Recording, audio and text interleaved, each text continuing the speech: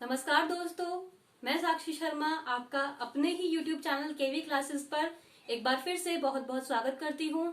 I hope आप सभी घर पर होंगे और सुरक्षित होंगे। तो आज जो मैं आप लोगों के लिए वीडियो लेकर आई हूँ उसमें हम देखने वाले हैं पंचायती राज व्यवस्था। पॉलिटी का जो हमारा ये टॉपिक है, इससे आपके काफी क्वेश्चंस बनते हैं। तो उन्हीं में से मोस्ट इंपॉर्टेंट जो क्वेश्चंस हैं वो हम आज के वीडियो में आपके साथ डिस्कस करने वाले हैं।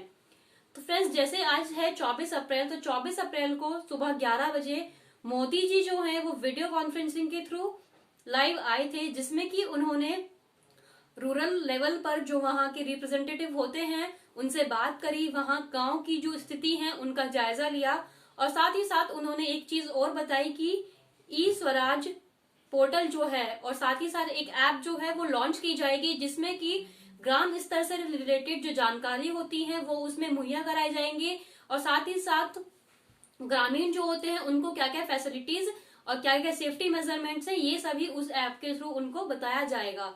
मोदी जी ने ये भी कहा कि आज से पहले के टाइम की अगर हम बात करें तो पंचायतें जो हैं अप्रोक्स 100 पंचायतें जो होंगी वो ब्रॉडबैंड का जो सिस्टम होता है उससे जुड़ी हुई होंगी, लेकिन आज के टाइम की अगर हम बात करें तो 1.25 लाख से ऊपर पंचायतें जो हैं वो ब्रॉडबैंड से जुड़ी हुई हैं। उन्होंने ये भी कहा कि ये जो सर्कमटेंसेस चल रहे हैं अभी कोरोना से रिलेटेड, उसमें हम सभी को आत्मनिर्भर होने की जरूरत है। साथ उन्होंने ये भी बताया कि गांव में जो है ड्रोन के द्वारा मैपिंग की जाएगी कि वहां पर जो चीजें हैं वो किस तरीके से हो रही हैं और मध्य प्रदेश और उत्तर प्रदेश सहित 6 राज्यों में ये जो प्रणाली है वो चालू हो भी गई है। तो आज की जो वीडियो है, स्पेशली आज के दिन हम आपको बता चुके हैं ये लाने का मोटिव हमारा क्या है, क्योंकि आज है 24 अप्रैल और 24 अप्रैल को हमारा राष्ट्रीय पंचायती राज दिवस के रूप में मनाया जाता है। ये हमारा क्यों मनाया जाता है? क्योंकि स्टेट लेवल पर और सेंट्रल लेवल पर उतना ध्यान नहीं दिया जा सकता, तो इसी के लिए कि जो ग्राम पंचायतें होती हैं, नगर पालिका होती है, उन्हीं के लिए संशोधन किया गया था कि ग्राम लेवल पर जो कार्य होते हैं वो किस तरीके से किया जाए। तो उसी के लिए जो है मेन उद्देश्य यही है इसका कि सत्ता जो जनसत्ता होती है उसका विकेंद्रीकरण की, साथ ही साथ मतलब राज्य सरकार और केंद्र सरकार में ही ये सीमित न होकर रह जाए, इनका खुद का भी एक स्वशासन होना चाहिए। तो इसीलिए जो पंचायती राज व्यवस्था है इसका दूसरा नाम स्वशासन भी है। फर्स्ट है यहाँ पर हमारा पंचायती राज व्यवस्था का अनुच्छेद। तो पंचायती राज व्यवस्था का कौन सा अनुच्छेद है? इसका अनुच्छेद है 243।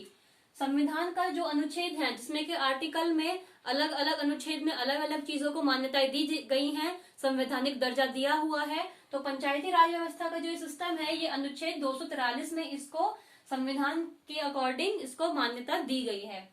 नेक्स्ट है किस संविधान संशोधन के अंतर्गत पंचायती राज व्यवस्था जो है वो किस संविधान संशोधन के अंतर्गत आती है? तो वो आती है 73वां संविधान संशोधन। 2 संशोधन जो है वो एक साथ हुए थे, 73वां संशोधन और 74वां संशोधन। 73वां जो संशोधन है वो तो का पंचायती राज व्यवस्था से रिलेटेड है और 74वां जो संशोधन है वो नगर पालिका से रिलेटेड है। इस संविधान संशोधन में जो संशोधन हुआ उसमें पंचायती राज व्यवस्था को दर्जा दिया गया, उसी के अकॉर्डिंग ये सिस्टम बनाया गया और ये सब चीजें उसमें बताई गई कि किस किस तरीके से इसमें प्रॉपर मैनेजमेंट होगा, क्या क्या इसके नियम होंगे और क्या क्या अनुशासन होंगे। नेक्स्ट है पंचायत के कितने मुख्य कार्य। तो पंचायत के टोटल 29 मुख्य कार्य हैं, जिसमें मैं आपको अगर एक दो बताऊं तो जैसे कि ग्रामीण लेवल पर जो होते हैं कृषि पालन, मत्स्य पालन, पशुपालन, जल आपूर्ति की सुविधा, बिजली आपूर्ति की सुविधा, ये सब जो सुविधाएं होती हैं पंचायत के मुख्य कार्य होते हैं। तो ऐसे टोटल 29 हैं जो पंचायत के मुख्य कार्य हैं। नेक्स्ट है भारत में पंचायती राज अधिनियम लागू। तो भारत में पंचायती राज अधिनियम लागू हुआ था सन 1992 में। 1992 में ये अधिनियम लागू हो गया था, लेकिन ये जो अधिनियम है ये कार्य कब से करना इसने प्रारंभ किया? तो इसका कार्य हुआ था 24 अप्रैल सन 1993 से ये शुरुआत हो गई थी पंचायती राज व्यवस्था की और लागू हुआ था यह अधिनियम 1992 में। नेक्स्ट है पंचायती राज सूची। तो पंचायती राज सूची के अंतर्गत कौन सी आती है? ये राज्य सूची के अंतर्गत, यानी कि राज्य सरकार जो होती है उसकी जिम्मेदारी होती है कि पंचायती राज व्यवस्था जो होती है वो पूर्ण रूप से तरीके से चल रही है या नहीं चल रही है, उसमें क्या क्या नियम है, अनुशासन है, ये सभी जो है वो किस सूची के अंतर्गत है? राज्य सूची के अंतर्गत। ना तो वो केंद्र सरकार की जो सूची होती है उसके अंतर्गत है और ना ही मध्यवर्ती सूची के अंतर्गत।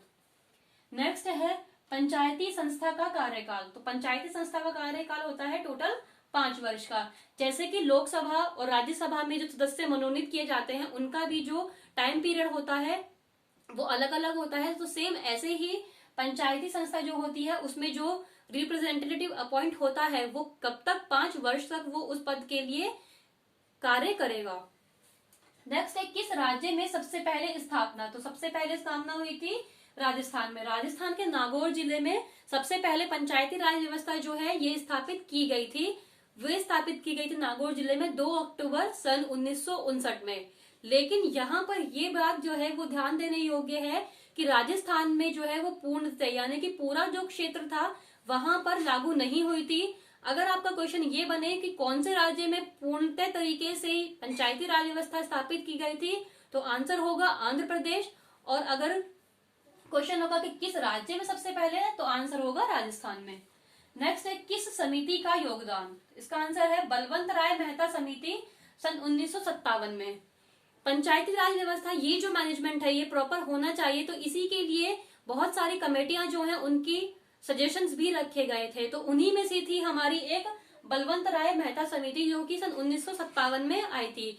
इन्हीं की सिफारिशों के आधार पर कि ये जो व्यवस्था है वो किस तरीके से इसमें कार्य प्रणाली होनी चाहिए, क्या क्या नियम होने चाहिए, चुनाव प्रक्रिया किस तरीके से होनी चाहिए, इन्हीं की सिफारिश के आधार पर एक रिपोर्ट तैयार की गई जिसको कि सन 1958 में पेश किया गया और उसके बाद इसका गठन हुआ।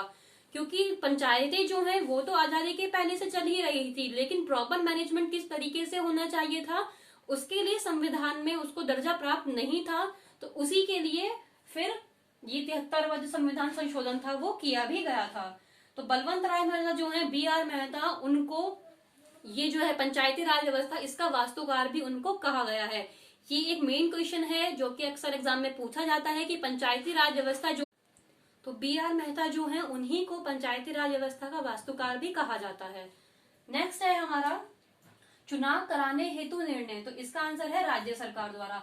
कि तो पंचायती राज व्यवस्था के लिए जो प्रतिनिधित्व होता है उसका जो चुनाव किया जाता है, चुनाव प्रक्रिया जो होती है उसमें जो डिसीजन लिया जाता है वो किसके द्वारा लिया जाता है, स्टेट गवर्नमेंट के द्वारा। और उसी के लिए जो चुनाव प्रणाली होती है वो भी राज्य सरकार जो चुनाव का निर्वहन होता है वो भी स्टेट गवर्नमेंट के अकॉर्डिंग ही किया जाता है। नेक्स्ट है महिलाओं के लिए आरक्षण। तो महिलाओं के लिए आरक्षण है 1/3 भाग। जैसे कि लोकसभा में भी और राज्यसभा में भी महिलाओं के लिए कुछ सीटें जो हैं वो रिजर्व की गई हैं कि इस पद पर महिलाएं जो हैं वो अपना कार्यभार संभालेंगी। सेम ऐसे ही पंचायती राज व्यवस्था में भी महिलाओं के लिए रिजर्वेशन किया गया है, वो है 1/3 भाग। नेक्स्ट है उम्मीदवार की आयु। पंचायती राज व्यवस्था में उम्मीदवार की जो आयु है वो 21 वर्ष मिनिमम तो होनी चाहिए। 21 वर्ष से अगर कम एज का कोई बंदा है तो वो इस पद के लिए अपने आप को चयनित नहीं कर सकता।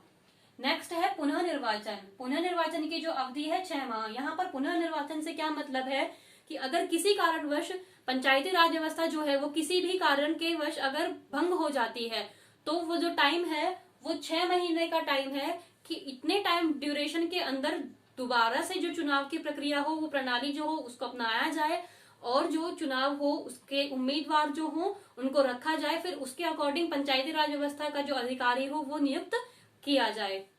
तो उसी की अवधि है टोटल 6 माह। वैसे जो कार्यकाल है वो 5 वर्ष का है।